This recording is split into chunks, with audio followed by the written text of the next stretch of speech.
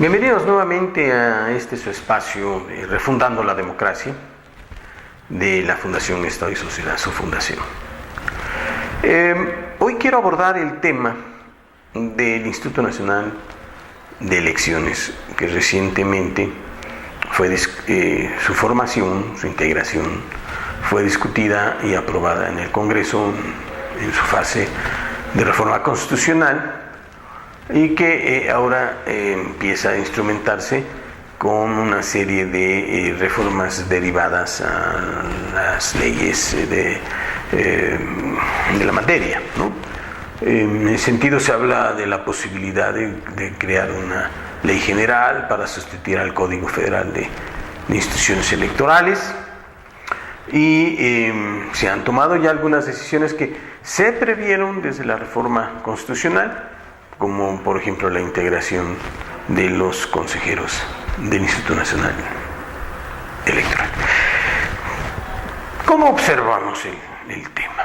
En principio, bueno, ya se dieron a conocer las personas que podrían ser parte de los 11, o sea, parte o miembros del Consejo Electoral del nuevo Instituto Nacional de Electores, y lo que ha surgido en el debate, lo que ha surgido en la opinión pública, es que nos concentramos mucho en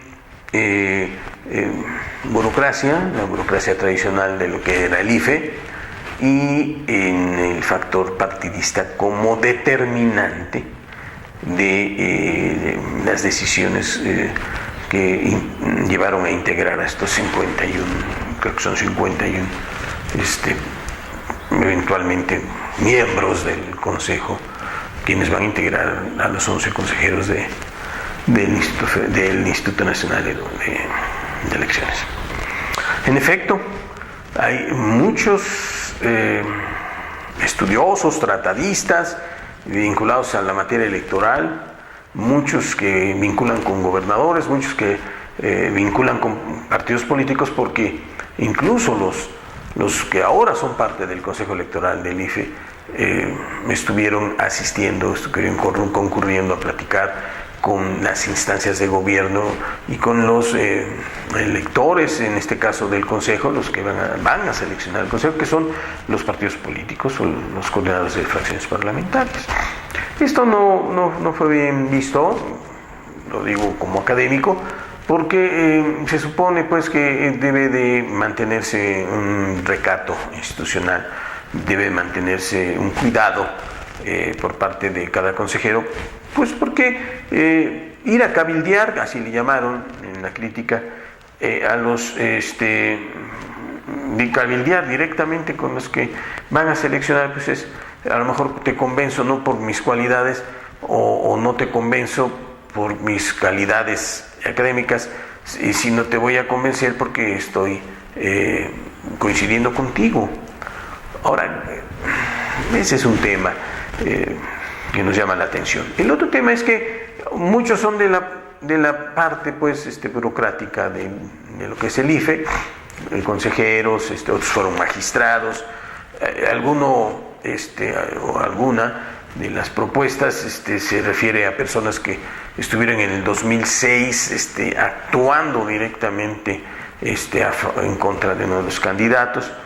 Otra se dice que, se menciona y se analiza que su posibilidad de actuación centrada y en honestidad puede estar en duda, porque está muy vinculado a un gobernador, que el gobernador además la hizo presidenta de la Comisión Estatal Electoral y después la incorporó como presidenta, quiero entender, en el tribunal. Antes había estado en la Secretaría de Gobierno, pero la vinculan mucho a ese gobernador. Esto por el lado de una burocracia, ¿no? de la tradicional que formó al IFE, y que efectivamente el IFE ha tenido mucho que ver con la organización de elecciones, pero no avanza en esa parte, avanzado en el problema fundamental que es el fraude electoral, ¿no? Y la compra del voto y la inducción del voto. Eso no se va a superar con la reforma, y yo creo que nos debe de quedar muy claro. El Instituto Nacional Electoral no va a poder resolver el problema fundamental de las elecciones en México, y que son las triquiñuelas, los trucos que se hacen para robarse elecciones por parte de las autoridades o por parte de empresarios o por parte de los mismos candidatos que inducen el voto, en fin, ¿no? Eso no va a estar resuelto con esta reforma y nos queda muy claro. El otro tema es de la selección de aquellos que están poniendo los partidos, ¿no? Hay personas muy vinculadas a los partidos. Uno, por una parte, es la burocracia tradicional, otros que están vinculados más o menos a gobernadores y otros que están vinculados a los partidos. Entonces, muy claro que estos son los perfiles que nos arroja la fase de selección en estas listas, ¿no? Bueno, eso no es malo, es bueno.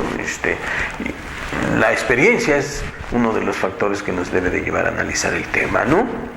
Y bueno, pues la experiencia no es buena. Recordemos que uno de los consejeros más impugnados que hubo en la elección del 2006 fue el presidente y que después el presidente del Consejo Electoral del IFE, y después él en un libro evidencia todas las presiones a las que estuvo sujeto por el presidente. En ese momento era Fox, por el Bester Gordillo, que fue quien la impulsó desde el Partido Revolucionario Institucional, y todo andamiaje partidista que no permitió que funcionara un consejo como debe de ser aquel que se encarga de organizar las elecciones para seleccionar a los poderes públicos. Ese es un poco el problema. Ahora, ¿qué pasaría, por otro lado, si seguimos o establecemos una tendencia hacia consolidar estos sistemas de selección, inducidos, pactados, partidistas, de intereses, ¿no? Como se observa? El problema es que se pueden ir cerrando los espacios de autoridad y de decisión, de tal manera que el andamiaje que pudo ser institucional, democrático, se convierta en un andamiaje institucional autoritario.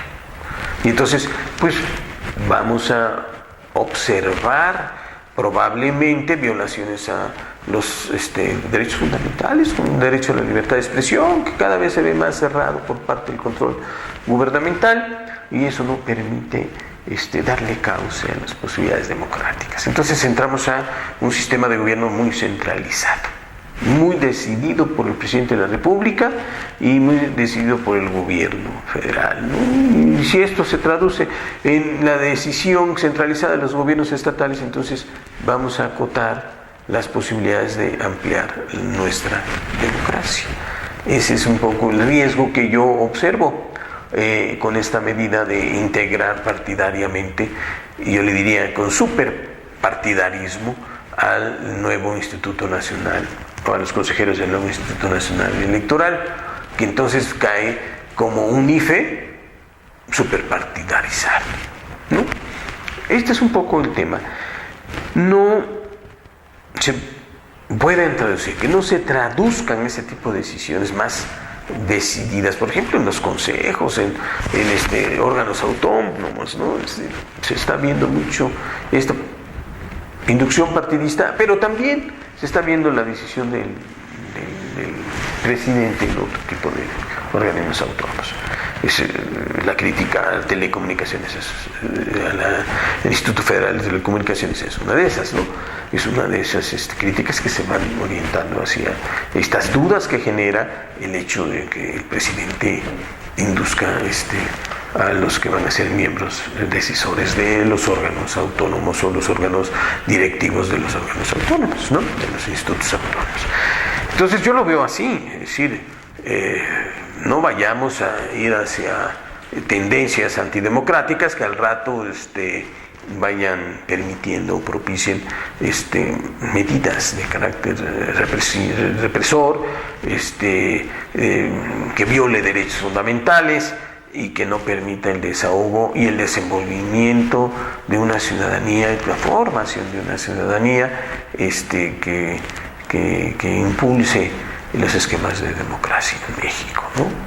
Ojalá y se reflexione un poco en esos términos. No es nada más poner a los que yo decido y con eso tengo el poder, ¿no? Ya ahora los gobiernos y las formas de decisión están muy articuladas con sectores fundamentales de la población, sectores intelectuales, ¿no? Y sectores sumamente críticos y bueno, pues las mismas circunstancias, las mismas tendencias de la actualidad que hacen que las sociedades cada vez sean más abiertas y que interactúen con otros tipos de, digamos, perfiles sociales en otras naciones, intelectuales de otras naciones, va generando ahí también un cúmulo de críticas y un cúmulo de informaciones que están alrededor de los que toman decisiones. Y ojalá los que están tomando decisiones pensar un poco de esas circunstancias que se pueden presentar si no hay una apertura hacia la democracia, si no hay una tendencia a reforzar la democracia, ¿no? Este es un poco el tema que hay que analizar en función de la reforma electoral que ahorita se impulsa. Gracias.